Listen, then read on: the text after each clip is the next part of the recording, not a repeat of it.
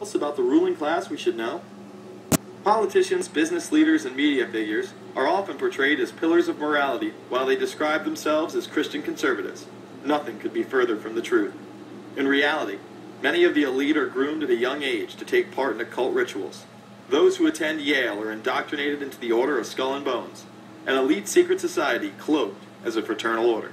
Yale University is 300 years old this year, and were you to visit its campus, you would see that it still has exotic clubhouses, which look like tombs where Yale's legendary secret societies meet. Their prestige and importance have largely evaporated, but the rituals are still a secret. And so when we heard that some enterprising characters had managed to spy on the famous Skull and Bones Society, we couldn't resist. Skull and Bones, people say it's a fraternity at Yale University, but it's really a postgraduate organization. So it was founded in 1832, and it's not like a normal fraternity. People don't pledge. These people choose who they want to come. So they do the recruiting. They recruit 15 people every year, people who they see are going to be powerful people in the future. So they're recruited when they're a junior in college. A lot of these people come from really wealthy and influential families because they know that this person has the resources to then elevate them to a position of power that can benefit the club. The video shows the neophytes, or initiates, kissing a skull, then performing a mock human sacrifice. Horrific screams caught on tape include chants of, "The devil equals death, death equals the devil."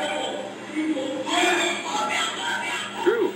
Famous alums include Senators John Kerry and John Chafee, to name two, cabinet secretaries such as Averell Harriman, and 3 presidents, William Taft, George Bush, and George W. Bush, who's been reluctant to talk about Skull and Bones. Does it still exist? The thing is so secret, I'm not even sure it still exists. Former Skull and Bones members and current members have been presidents, heads of the CIA, senators, heads of business. I mean, huge, huge corporations. These people have the network that brings them to such a position of power that most people could only dream of. Bush would run against his fellow bonesman and distant cousin John Kerry in 2004. You both were members of Skull and Bones, a secret society at Yale. What does that tell us? Not much, because it's a secret. Is there a secret handshake? Is there a secret code? I wish there were something secret I could manifest. 322, a secret number? There are all kinds of secrets, Tim. You were both in Skull and Bones, the secret society. It's so secret we can't talk about it. What does that mean for America? The conspiracy theorists are going to go I'm wild. sure they are. I don't know. I haven't seen the web. Number 322? This is an elaborate, occult, ritualistic entry into this group that they are now a member of for life. This culture of death and the occult continues long after college. Later on in life, these pagan rituals carry on in the redwoods of Sonoma, California. What is the Bohemian Grove? Well, it's a kind of summer camp for the powerful, an all-male gathering in great secrecy. This group was formed in the late 1800s by artists, industrialists, and politicians. Bohemian attendees worship the owl as their deity. The Aztecs, Mayans, and other natives of Mesoamerica considered the owl a symbol of destruction and death. This is why the opening ritual for the club is the cremation of care. During the ritual, the effigy of a baby is rowed across the water by the Grim Reaper and given to a high priest, who then tosses it on a fiery sacrificial altar of a 40-foot owl god. It is an earth-based ritual in which care is burned away.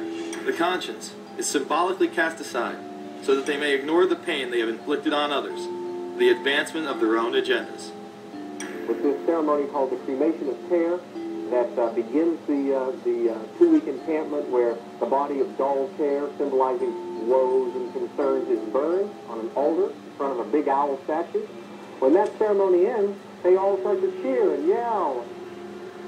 You have to ask yourself why it is that somebody would want to do that, let alone these elite people. And if you look at the elite throughout history, many of the people that achieve pinnacles of power are into the occult.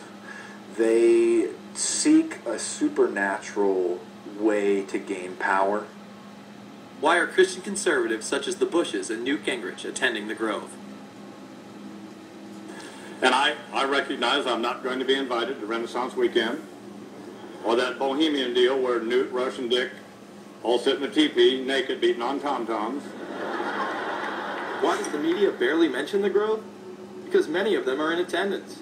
Late political cartoonist Phil Frank of the San Francisco Chronicle draws a reporter thinking about his loyalties to Bohemian Grove as he takes notes for a story. Stories about what happens in these redwoods are hard to come by. A campground statue reminds Bohemians to keep their mouths shut about the Grove. Many world events have been shaped at the Grove, including the creation of the atomic bomb. Discussions at the Grove in the 1930s helped lead to the development of nuclear power and the atomic bomb.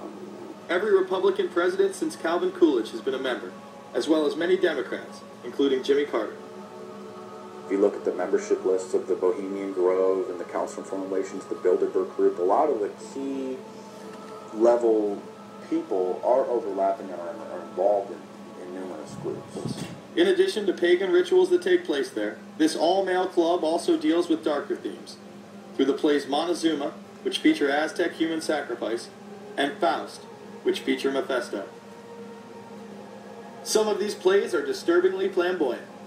Many of the elitists have a penchant for cross-dressing and singing show tunes. Perhaps that is why much of the all-male staff also happen to be homosexuals. Well, each year, many of them seem to have a stunt, or try to come up with a stunt. Last year, in 1980, the popular button was Free the Fortune 500.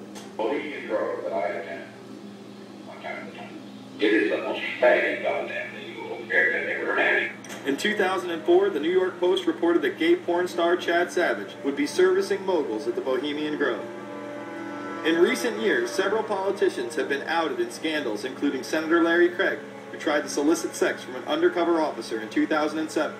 Even more shocking, it was revealed in 2004 that right-wing blogger James Guckert, who had unprecedented access to the White House during the Iraq War, was actually Jeff Gannon, a madam and male prostitute for MilitaryStuds.com. During his 2 years writing for GOP USA and Talon News, Gannon officially made over 200 appearances at the White House. Oddly enough, over 24 of these visits would take place when there were no scheduled briefings. He failed to check in or out with the Secret Service on many other occasions, coming and going as he pleased. These type of activities are not new to the White House. In 1989, headlines involving callboys in the White House rocked the cover of the Washington Times. The Washington Times reported today that unidentified White House aides in the Carter, Reagan, and Bush administrations now are being investigated for using the services of a callboy ring. The paper reports that 2 of the male prostitutes were given a late-night tour of the White House last year. Hundreds of credit card receipts obtained by the Washington Times confirm that its clients were key officials of the Reagan and Bush administrations, military officers, congressional aides, and U.S. and foreign businessmen with close social ties to Washington's political elite. This ring extended beyond the White House and into Congressman Barney Frank's bedroom. Barney Frank, one of 2 openly homosexual members of Congress, acknowledged having used a male prostitute, whom he then hired as a personal employee. The man had keys to Frank's basement apartment on Capitol Hill. Frank paid him approximately $20,000 out of his own pocket to be his housekeeper and driver. But as first reported in today's Washington Times, the man was on probation for sex crimes and a drug conviction, and he ran a prostitution business out of Frank's home. Although Frank tried to claim ignorance, Stephen Goby, the prostitute in question, claimed that Frank was completely aware of what was going on, and was even receiving free and discounted sexual services. The fix seemed to be in. Frank was threatening members of Congress to remain silent prior to being exposed in this sex ring. Massachusetts Democrat Barney Frank, a homosexual, threatened to expose fellow congressmen he knew to be gay unless they stopped spreading rumors. Questions stopped, and Frank walked away with a slap on the wrist. Some members of the Ethics Committee were disgusted. Do we tolerate, do we condone a member of this body who knowingly permits a house of prostitution to be operated out of his residence? You have just heard one of the most edited, selective garbage that has ever been put forth, in my opinion, in this House. Again, we see people of the highest levels of power involved in the most repulsive and decadent of crimes.